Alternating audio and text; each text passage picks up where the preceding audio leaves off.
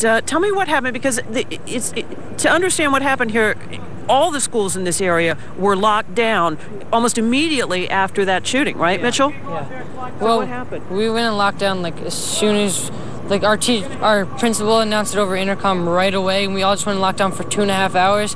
And then after lockdown, she told us actually what happened, but we didn't know all the detail of like who died or how many people died. So when the lockdown happened, what happened within your school? Did you stay in your classroom? Oh, yeah, we had to stay in our classrooms. The classrooms were pitch black. We had to turn off all the lights, lock the doors, shut the blades, shut the blinds. Yeah, and hide under our desks so nobody could see us. All the kids in your classroom, what about 20, 25? 25 kids in your classroom, all of them under the desk for 2.5 hours? Yeah. What was going through your mind? I was just really scared because I knew something bad was going on because we never really have lockdowns ever in our town, and I knew if we had one, it's going to be for a big reason. Had you gone through a drill like this before? We have once, but like it was just a practice just in case something like this happened. So going through your mind, and were you, I assume you must have been talking, maybe whispering to some of the other kids in the classroom. What were you guys talking about? We were just scared. I asked him, like, what do you think is going on? He said, maybe like a prison break, because we actually have a prison here in Newtown. And I said, I don't think so, because like we have like a ton of security guards there. And then we didn't know what else would happen because we didn't know like anybody like owned a gun here, and we all thought everybody was really friendly, but I guess it takes only one bad guy to do this. Yeah. Were your teachers reassuring you during the lockdown? Yeah. Was your teacher trying to help you guys get through it? Yeah. She kept looking up on the Newtown patch what was going on, and she was filling us in like little by little, but she wasn't giving us all the details because she didn't want to. So she did tell you that there was a shooting? Yeah, she told us there was a shooting, but she didn't give us, that was like basically it, what she told us. And, you know, this is a small town. Did you know someone who was at the school? Yeah, I knew. Where the shooting happened? Yeah, at Sandy? My friend's little brother was actually in the classroom. The gunman broke open the door, shot the teacher, and then Brady, the little boy, he ran out the back door and ended up right here on Churchill Road. And the man picked him up and brought him to the firehouse so he was safe. He ran out of the school? He ran out of the school. And what grade is he in? First. First grader, running down the street out of the school?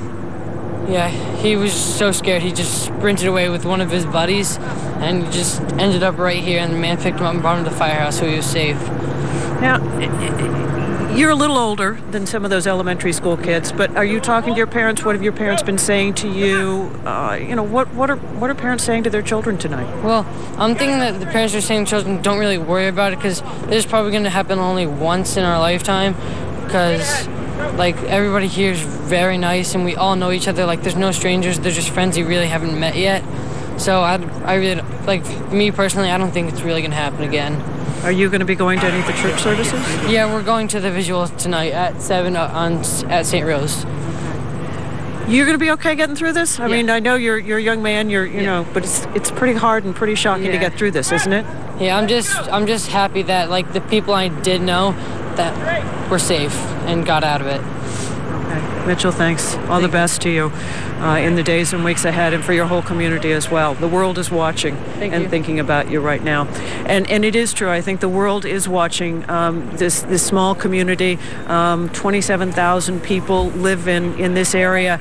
And you see on Twitter and you see on Facebook the messages that are being sent. He mentioned the Newtown Patch, which is the local paper here, and messages going onto the Patch and onto the Patch's Facebook page.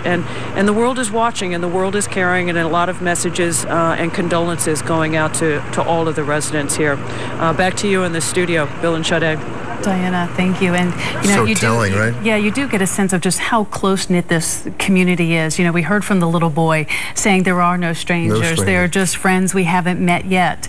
And just so level-headed in all of this, and still under the desk for 2.5 hours. Imagine being gripped by fear like that. When I was a kid, we were, some of you were in my age can remember this, we had drop drills because of the threat of a nuclear attack, and we wanted to be prepared. And it was so frightening as a little elementary school kid, and we just stayed down there for a few seconds. Drop, and you'd have to go under your desk. But for 2.5 hours, knowing that kids have been killed. Phil Lipoff has been covering one of the other breaking news parts of this story in Hoboken, where Ryan Lanza, the older brother of the shooter, lived. His mother died. He has been questioned by police. They searched his home. They took him into custody and questioned him. Phil, what's the latest from Hoboken? Bill, the latest from here right now is that the Jersey connection to this horrific shooting in Connecticut is slowly starting to make sense.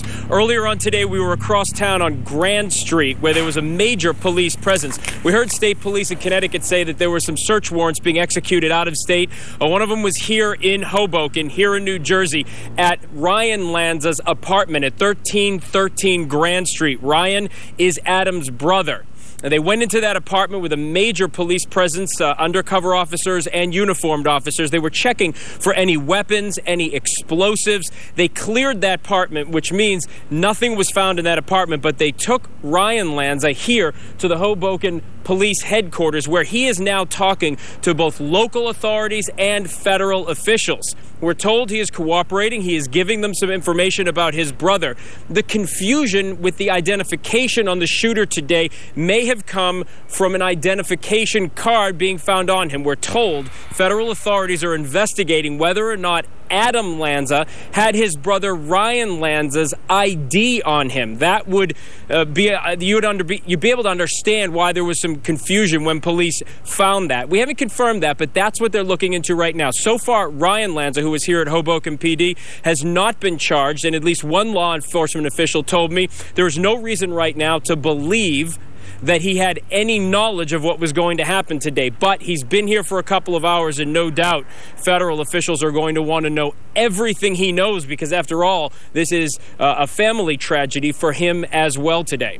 We're live in Hoboken. Phil Lipoff, Channel 7 Eyewitness News. Yeah, I want to point that out. His brother's dead, his mother's dead. We don't know where his father is. And we're told there is a woman dead in the house where his parents lived in Connecticut, Phil. And we don't want to lose sight of the fact that this was a family tragedy for that young man as well. For sure. Okay. Yeah, for sure. And so they'll be talking to him for the rest of this evening, I'm sure. Okay. Phil Lipoff in Hoboken with the latest on the investigation from that scene there. Phil, thank you. We now want to take it up to Newscopter 7 with Shannon Sohn, who is over the scene. Shannon, what are you seeing from above? You know, since we have been over the scene, we've seen a lot of things changing here. We're going to zoom in on the school for you that is down this long drive just to give you an update on how things are looking here. Obviously, now this is going to be an ongoing crime scene investigation. One of the things that we've noticed as we've been circling overhead is that various lights have been going on inside the school, but most of them centered around this section of the school, which is a classroom area. We've even seen some officials outside looking in the windows there as well. The other point of interest just on the outside of the school is that they've got the front of the building taped off, and right next to that they still have that one car completely taped off.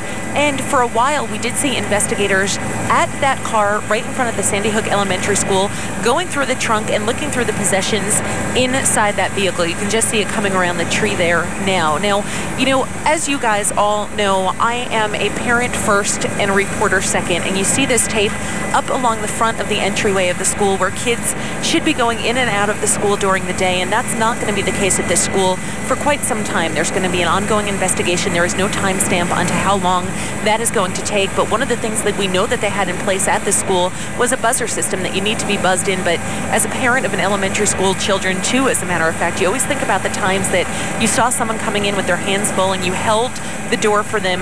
It really makes you second guess what you're doing when you come in as the parent of an elementary school student. Now, as we look at the parking lot, what you can see is that the command center that they're setting up here is really expanded over the last hour or so. There is that car that is taped off right in front of the zebra stripes there at the entrance to the school that we've been talking about, that has been certainly of interest to investigators. We've seen a lot of flashes going off, investigators taking pictures around the scene, and now we're seeing a lot of tents being set up as well. They are getting ready for the long haul. All the cars that were in the parking lot at the time that the shooting took place, they remain here. The other thing that we've seen being set up in the parking lots are portable bathrooms, so keep that in mind as well. They are